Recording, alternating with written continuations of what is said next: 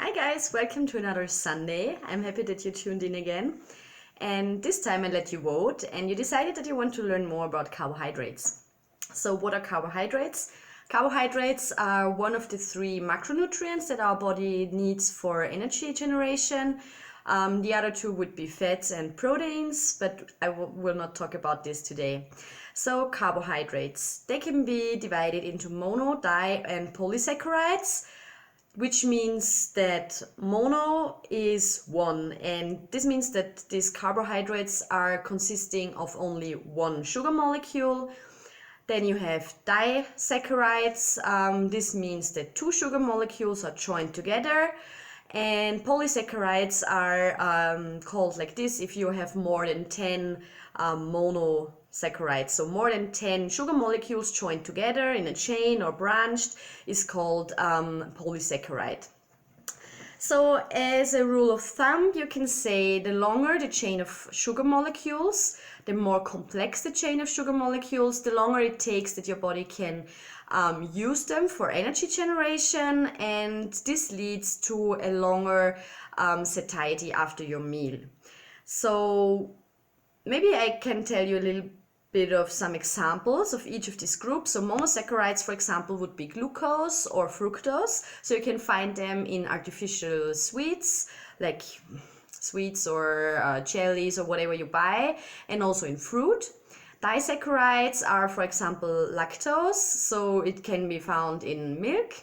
And mono and disaccharides together make up the most part of all artificial sweet stuff that you can buy, like cookies or cakes or whatsoever. So not the most healthy things on earth. And polysaccharides are called also often like complex carbs, and they can be found in grains and in potatoes, and also starch belongs to this group of molecules. So one special group of polysaccharides and complex carbs is fiber. Fiber I have a little bit touched in the last video. So fiber you can find in whole grain, in rice, and also in potatoes, for example, no matter if regular potatoes or sweet potatoes. And you can also find it in vegetables and fruits that are a little bit like tougher to bite and takes longer to chew them. So this is also just a rule of thumb, but in general, if something is a little bit harder to chew, then it is a good sign that there might be more complex carbs in it as well. Yeah, what else? Right, in recent, I don't know, newspapers everywhere actually, a thing is coming up called resistant starch. So what is that?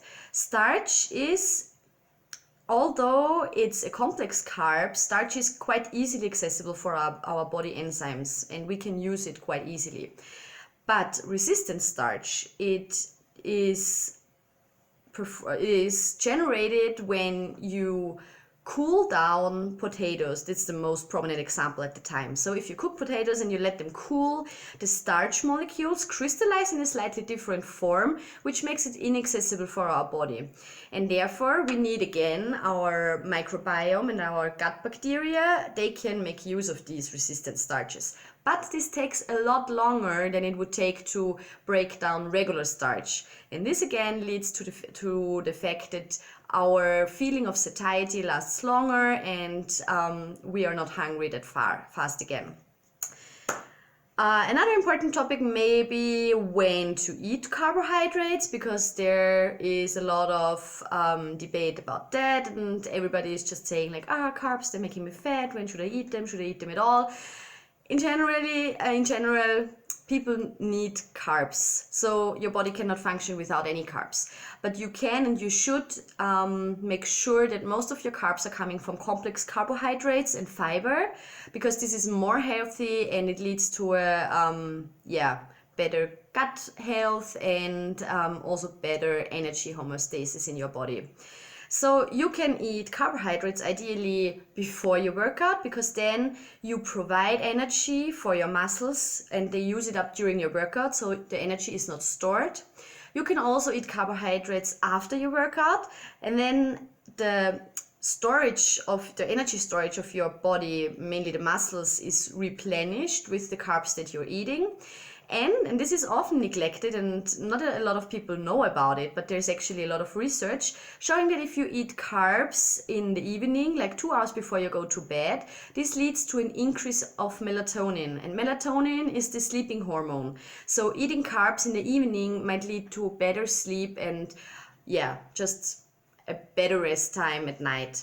So this does not mean, of course, that you should eat like a whole pizza or a bunch of pasta half an hour before you go to bed, but rather eat some whole grain products or fiber, vegetables 2 hours before you might go to bed. With this, I hope I covered more or less the basics of carbohydrates and how they influence our body and energy homeostasis. If I forgot about something that you might be really interested, or if you maybe have even more questions now, shoot me a DM, write me. I'm always happy to help you. Have a nice Sunday.